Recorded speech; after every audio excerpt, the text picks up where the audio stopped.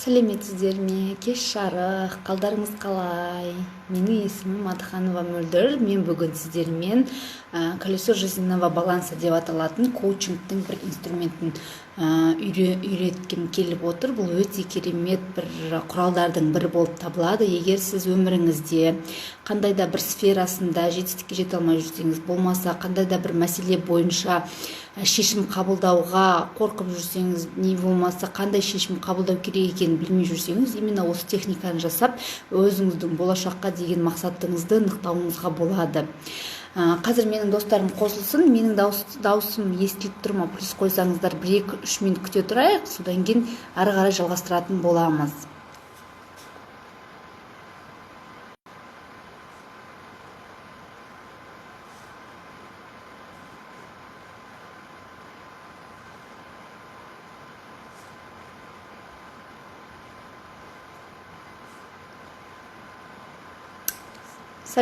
Даусым естіліп тұр ма? Сәлеметсіз бе? Қалыңыз қалай? Жақсы естіліп тұр ма даусым? Плюс қойып жатыр, мені жайлап кіріп жатыр. Кішкене 1 минут күте тұрайық онда.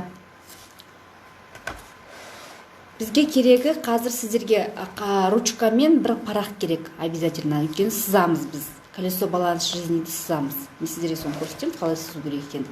Енді бұл колесо баланс жизни дегенді түсіндіріп өтейін, не қандай құрал екен. Бұл коучингтің бір құралы, инструменті.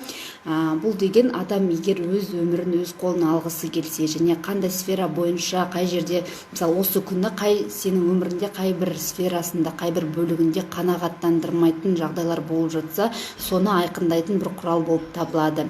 Бұл колесо жизни жасалған кезде сіз тек қана осы бір күн, қазіргі сәтті ғана жасайсыздар. Ол өткен шақты емес, келер шақты, арман мақсатты қоспайбыз. Тек қана осы сәт, міне қазіргі таңда, міне осы минутта сіздің жағдайыңыз қандай, өзіңізге көңіліңіз тола ма, соны қазір жасайтын боламыз. Енді бірінші біз осы парақты алдық. Міне парақтың ортасына дөңгелек сызамыз. Мен сізге көрсетіп өтейін. Тура ортасын аламыз да, тарелка секілді дөңгелек сызамыз.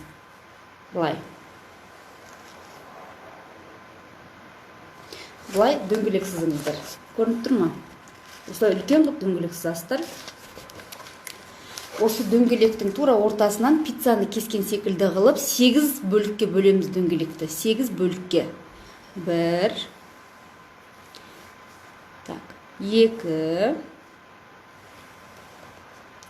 3 сонда 4 тура диагональ қылып 4 рет сызық жүргізсеңіздер, тура центрынан, сонда 8 бөлікке бөлінеді. Былай 8 бөлікке бөлінеді. Көрініп тұр ма менің сызғандарым? 8 бөлікке бөлеміз. Далее әрбір бөлікті, әрбір нені 10 бөлікке бөліп шығамыз. Сызықты, мысалы центрі 1 деп алатын болсақ, ең шеткі жақтың, шардың, дөңгелектің жоғарғы жағына 10 деген цифра жазамыз да, әр қайсысын бет бөлеміз. Сонда 8 болу керек ортасында. Ортасы 0 болады. И 1, 2, 3, 4, 5, 6, 7, 8, 9, 10. Міне 10 деген цифраны сыртына шығарамыз. Үлгеріп жатырсыздар ма сіздер? Мінекей. Былай, әр қайсысын осылай сызып шығамыз. 1, 2, 3, 4, 5, 6, 7, 8, 9, и сыртында 10 деген цифра.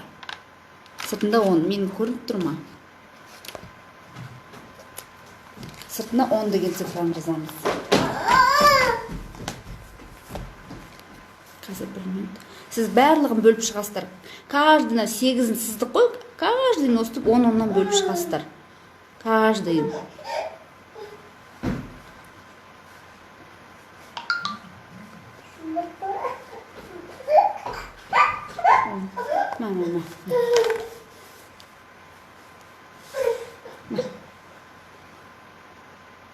Әр қайсысын 10-ға бөліп шығыңыздар.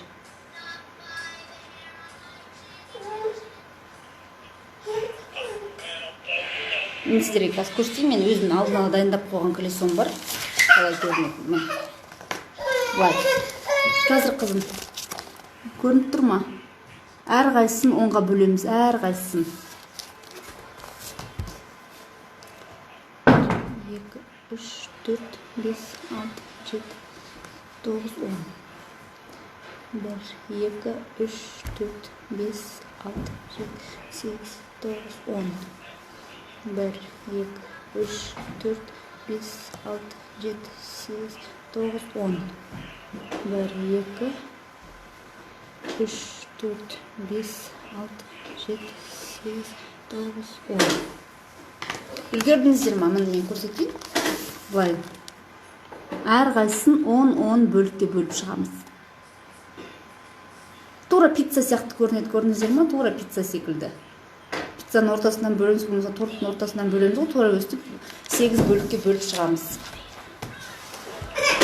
Дальше үлгердіңіздер ма? Үлгерсеңіздер плюс қойыңыздаршы, құрметті оқырман. Әкел. Мен аяқта қызым.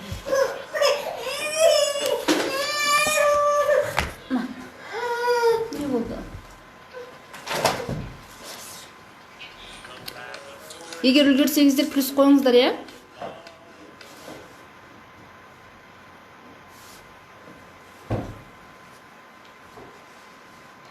Перзат ханым, үлгеріп жатсыздар ма? Ары қарай жалғастыра берейін ба? Дальше енді әрбір структураға жазу жазып шығамыз. Біріншісіне бастаймыз, жоғардағыдан. Қараңыздар. Біріншісі міне, любой несіне, біріншісіне здоровье, яғни денсаулық. Жоғар жағынан мынандай жеріне. Денсаулық. Бұл жер денсаулық дегенде не только деннің саулығы, и психическое здоровье ғой, түсіндіңіздер ғой. Денсаулық және спорт біріншісіне жазамыз. Денсаулық және спорт. Екіншісіне деньги, ақша. Үшіншісіне карьера, немесе бизнес, немесе работа, жұмыс, қайсысы бар. Келесіне друзья или окружение. Сіздің айналаңыздағы адамдарыңыз және достарыңыз. Окружение, окружающие люди у вас, туған туыстарыңыз. Келесіне любовь, дети и семья. Өзіңіздің отбасыңыз, бала шағаңыз и сүйікті жарыңызбен арасындағы қарым-қатынас. Келесіне личностный рост, яғни духовность. Личностный рост деген ол мысалы кітап оқисыз ба, сол ғой енді адамның өзін өзі бағалауы. Мудрость деп атамыз ғой. Келесіне хобби және развлечение. Хобби және развлечение. Ең соңғысына духовность. Үлгердіңіздер ма?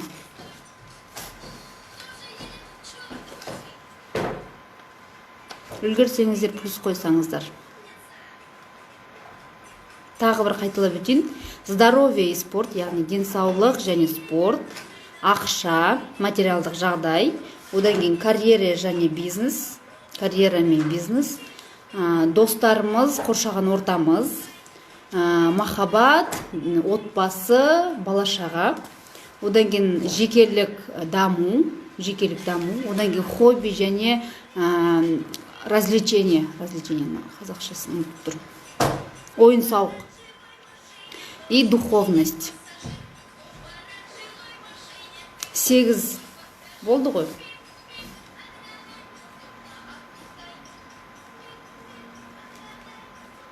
Үлгердіңіздер ма? Маған кері байланыс берсеңіздер, мен ары қарай жалғастырайын.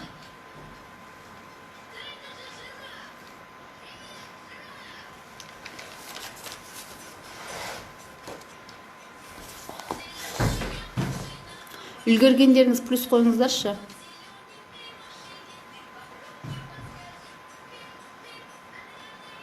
Дальше енді әрбір неге баға беретін боламыз. Мысалы, ең бірінші біз жаздық қой. Здоровье және спорт дедік, сіздің қазіргі таңда, бүгінгі қазіргі сәттегі денсаулығыңыз. Соған баға бересіз. Ортада тұрған 1 дегеніміз ужас, вообще төмен баға деген сөз 1. 10 деген өте керемет, қазіргі таңда өте өзімді керемет сезініп отырмын, ешқандай ауру сырқауым жоқ дегенді білдіреді. Бұл жерге тұмау анау мынау жатпайды, яғни хронический заболевание дейміз. И спортпен айналысасыз ба, сіз қаншалықты спортпен айналысасыз, немесе қандай да бір жаттығу, немесе правильный питаниемен ұстанасыз ба, соны бағалаймыз. Яғни 1 мен 10-ның аралығындағы балл береміз. 1 мен 10-ның аралығындағы бар. Сол жерге сызамыз, екі шетіндегі нәрсені сызамыз. Например, мен қазіргі таңдағы денсаулығым 8 деп бағалаймын. И осының ортасын былай сызамыз, қазір мен сіздерге көрсетемін. 2-8 деген ортасын былай сызамыз. Көрініп тұр ма былай? Міне. Денсаулық хорошо, сақтап қоям. Екеуінің ортасын былай сызамыз. Мен өзім денсаулығым 8 деген бағаны бердім, былай сызамыз. Түсінікті ғой? Келесі деньги. Қазіргі таңда сізде ақша жеткілікті ме? Артық ақшаңыз қалтаңызда бар ма? Қазіргі таңда тауып жатқан ақшаңыз сіздің барлық қажеттеріңізді қанағаттандыра алып жатыр ма? Соны жазасыз. Тоже қазіргі таңда қалтамда 1 тиын жоқ.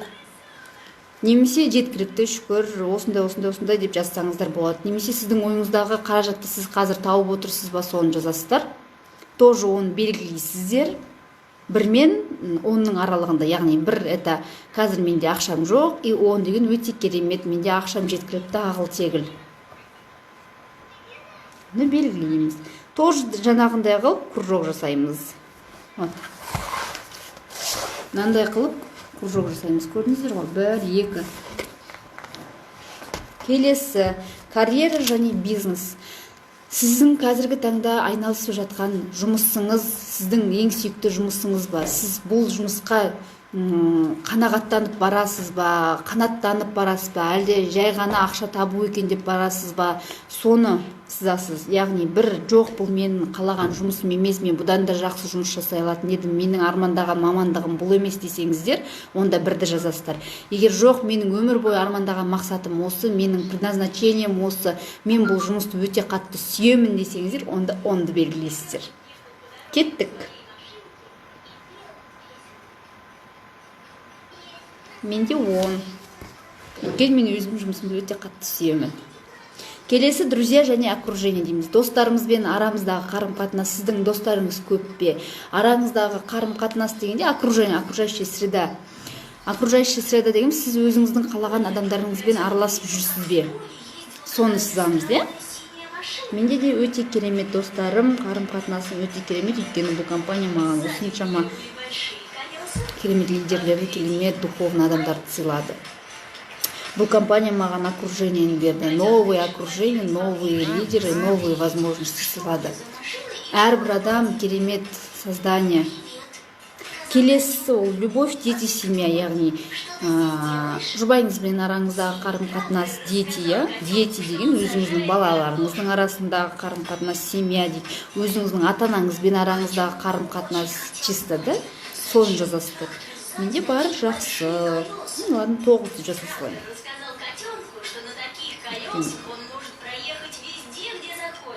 Даже максимально 10 деп жазсам да болады.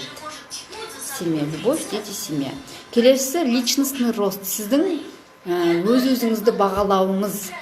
Личностный рост деген сол. Духовность. Өзіңіздің, яғни қаншалықты өзіңізге сенімдісіз, соны айтамыз. Личностный рост деген тағы қалай жеткізсем болады.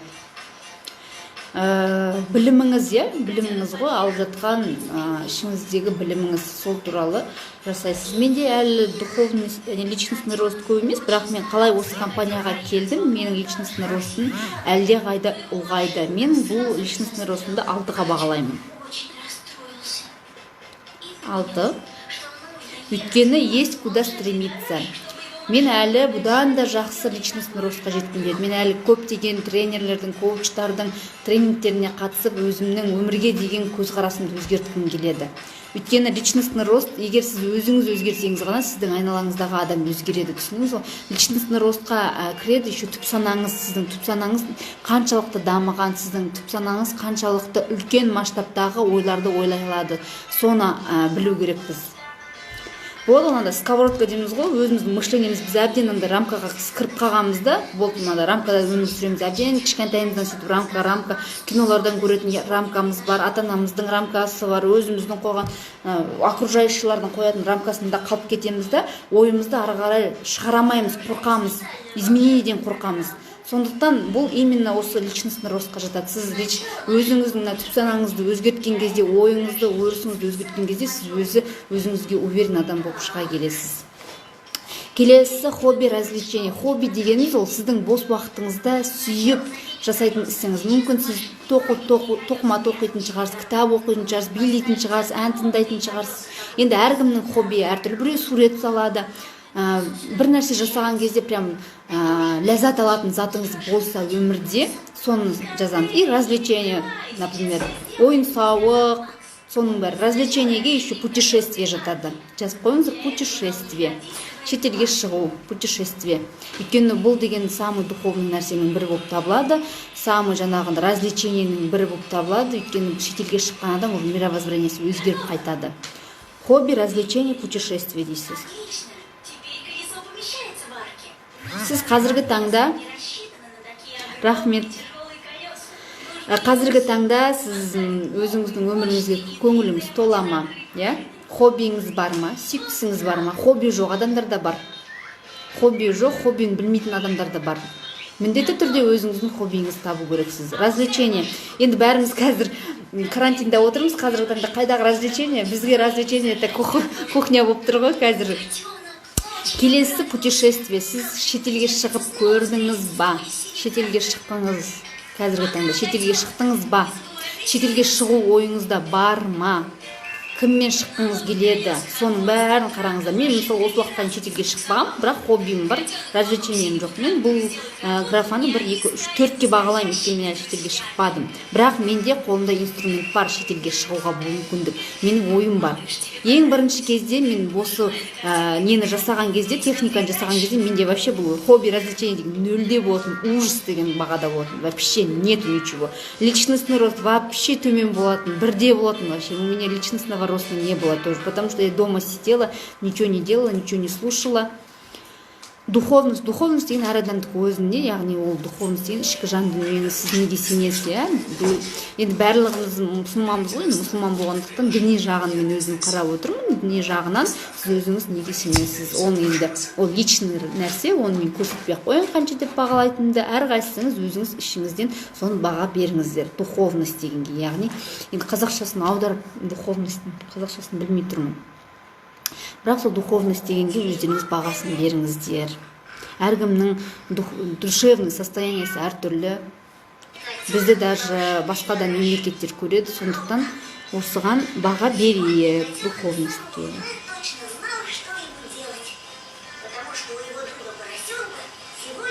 Енді әрбір жаңағы сіздің сызғанын ішін бояп шығамыз. Ішін бүйтіп бояп шығамыз.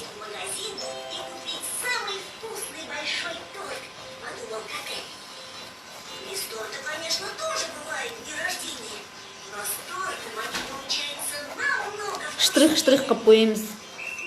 Құрметті жолдастар, достар. Мынандайға бояп шығамыз әрқайсысын. Көрдіңіздер ғой, осылай бояп шығамыз. Мен даусым жақсы естіп тұр ма?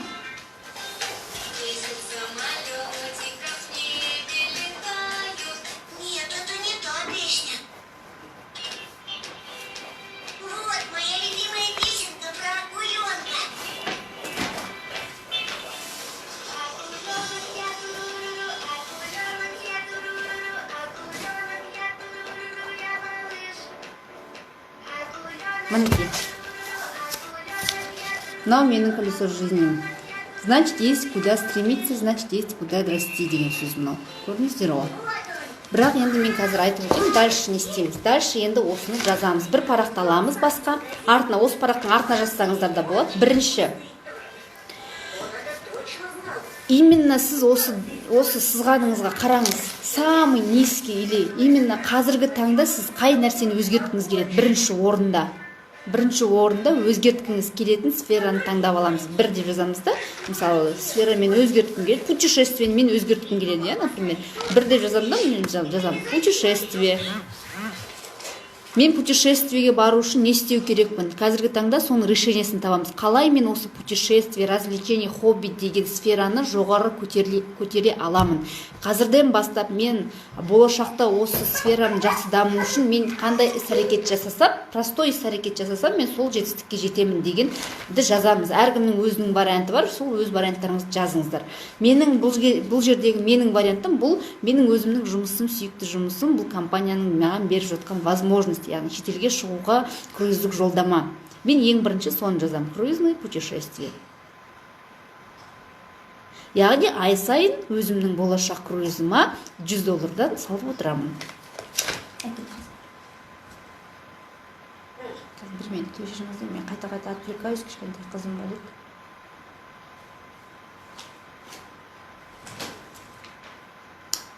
Одан кейінгі екінші дәл сол секілді барлығын жазып шығамыз. Екінші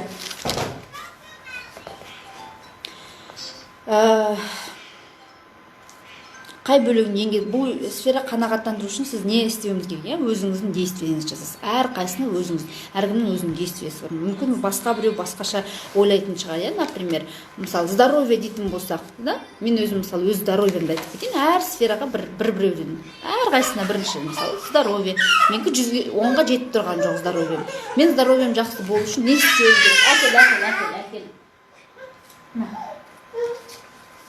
Здоровьем жақсы болсын істеу.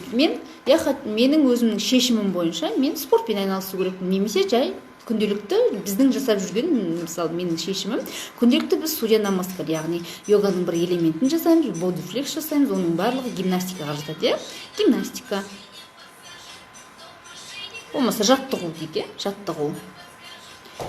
Келесі правильное питание, дұрыс тамақтану. Болмаса қандай да бір витаминдер қабылдау деген сияқты кете береді сол сияқты. Болмаса, егер сіздердің хронический заболеванияңыз болып жатса, онда міндетті түрде дәрігерге қаралып, консультациясын алып, емдік шаралардан өтуіңіз керек. Екінші сфера деньги. Қазіргі уақытта неге? Келе ғой.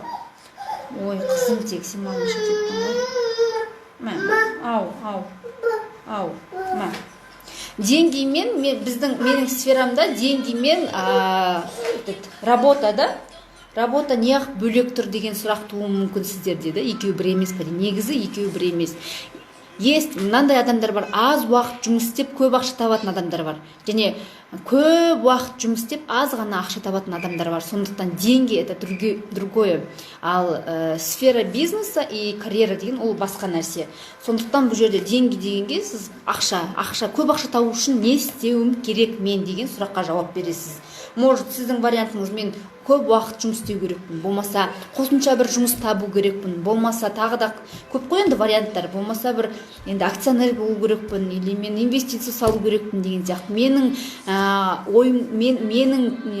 мысалымдағы бұл зат, бұл менің инклюзив бизнесімді ары қарай жалғастыру. Қазіргі таңдағы мына марафон +1 деген бізде керемет программа өтіп жатыр. Сол марафонға қатысу менің осы ақша деген пункттағы дәрежемді қанағаттандыратын деңгейге жеткізеді. Өйткені 10 айдың ішінде, қызым тегі. 10 айдың ішінде сіздер миллионер боласыз, теңговый миллионер, яғни 1 миллион емес, 4 миллионға дейінгі ақша табатын мүмкіндіктеріңіз болады. Мен сіздерден кешірім сұраймын, қайта отвлекаюсь, мына жақта кішкентай қызым бар еді, сол қайта келіп. Бұл емес па? Енді не берейін, қызым?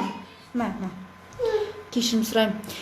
Сол ақша туралы айтып кеттім ғой, менің немдегі бұл марафон +1, яғни инкрус компаниясының, борттим несінің, Султана Шаймарданованың, лидерлердің бізге жасап жатқан. Қазір 1 минут.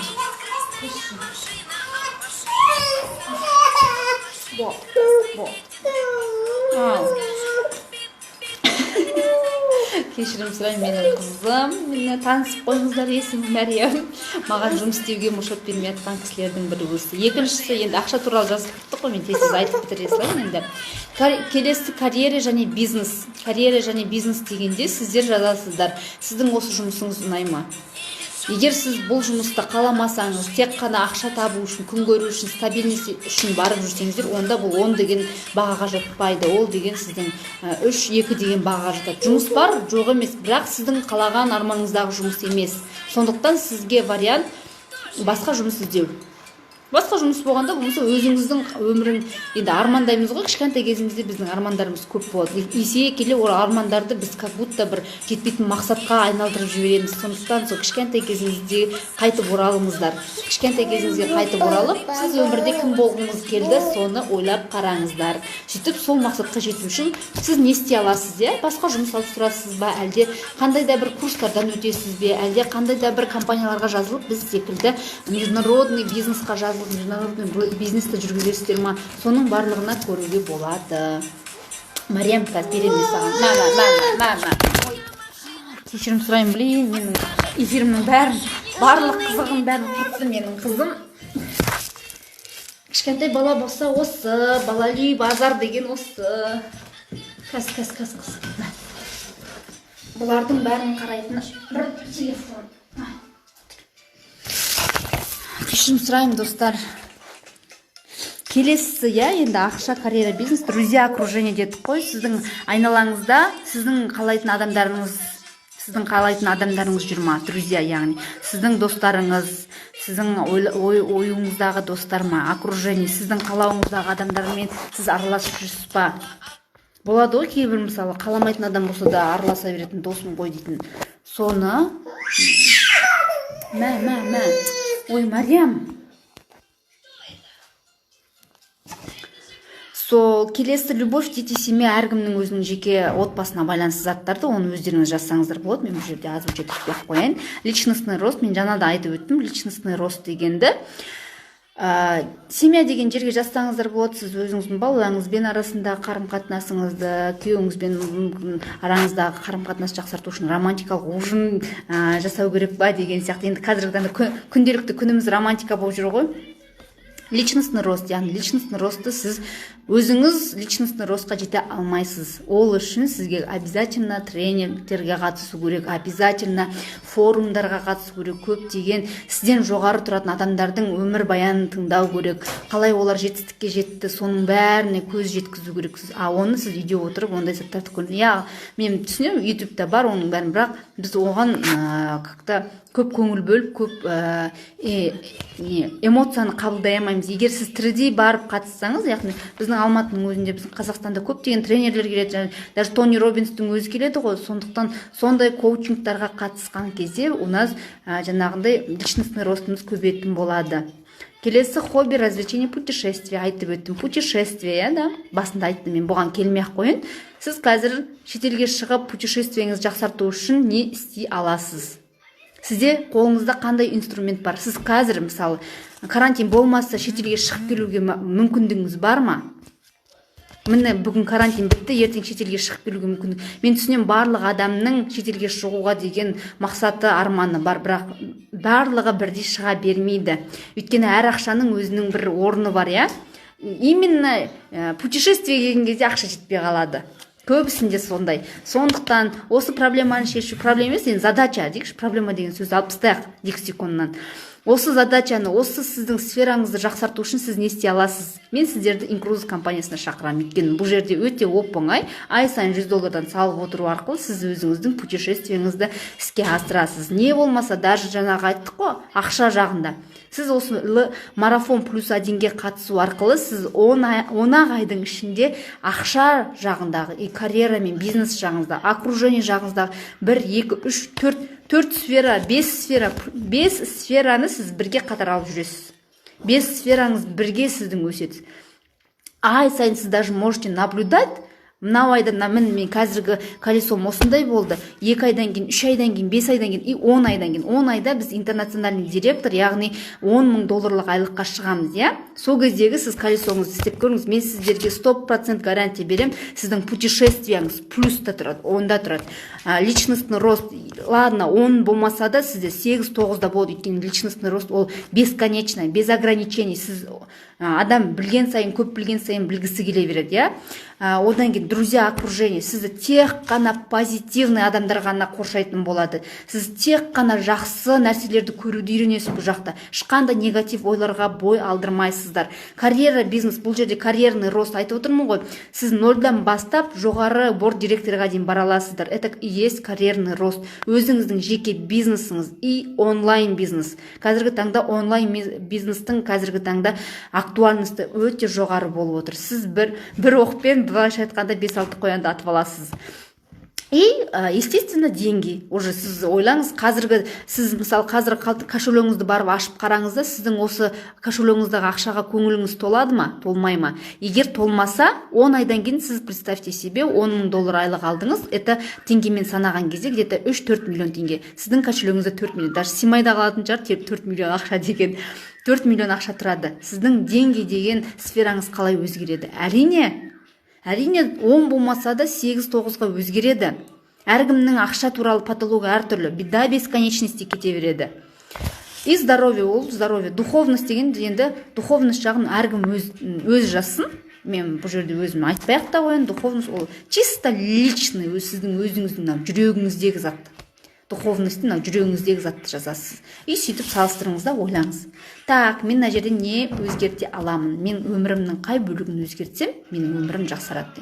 И бұл жерде закон бар, закон. Когда сіздің колесоңыздағы 4 бөлігі жоғары деңгейде болса, менде қазір 3 бөлік екен. Видите, 3 бөлігі менде 10 потолокты құрап тұр. 4 бөлігі жоғары деңгейде болса, онда қалған бөліктері автоматты түрде соларға теңеседі. Керемет емес па? Сондықтан есть над чем работать. Енді құрметті прямой эфирде отырған кісілер, қалай сіздерге кері байланысты сұрап отырмын сіздерден. Барлығы түсінікті ме? Түсінбеген жерлеріңіз болса, сұрақтарыңызға жауап беруге дайынмын енді. Бәріне үлгердіңіздер ме? Үлгермеген жерлеріңіз бар ма әлде?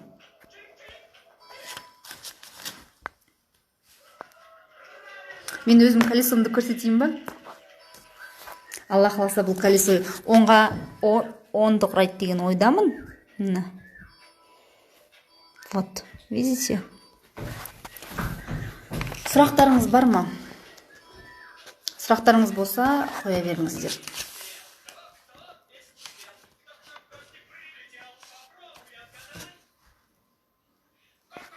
Рахмет сіздердің уақыт бөліп осы менің эфирімде отырғандарыңызға.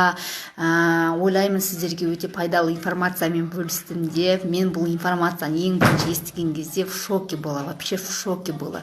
Мен бұндай нәрсе бар екен деп ойлаған жоқ. Мен өмірім, как говорится, ақша бар жеткілікті, күйеуім ақша тауып жатты. Мен ешқандай таршылық көрген жоқпын. Зона комфортта болған адам едім.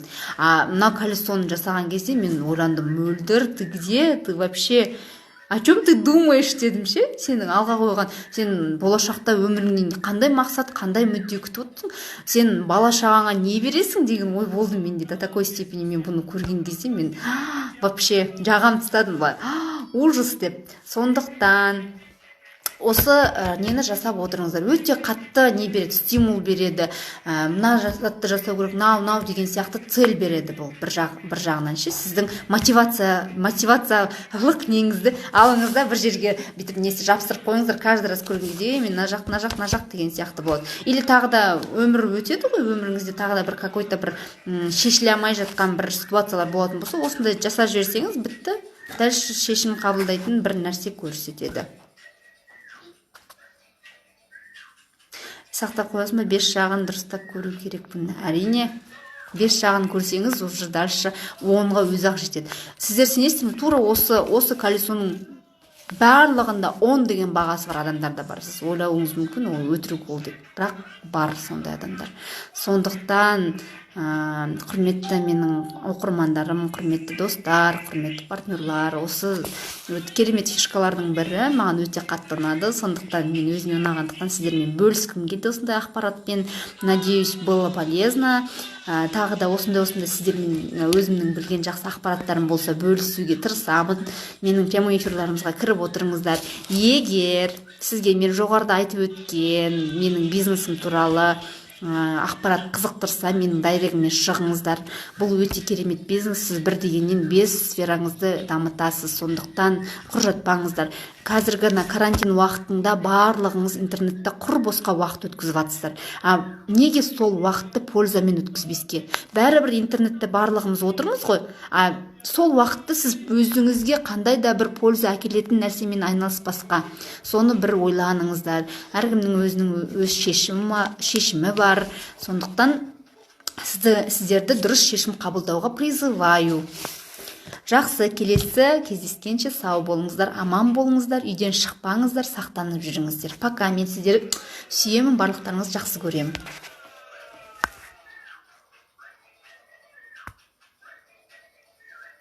Мен сохранить етіп қояйын.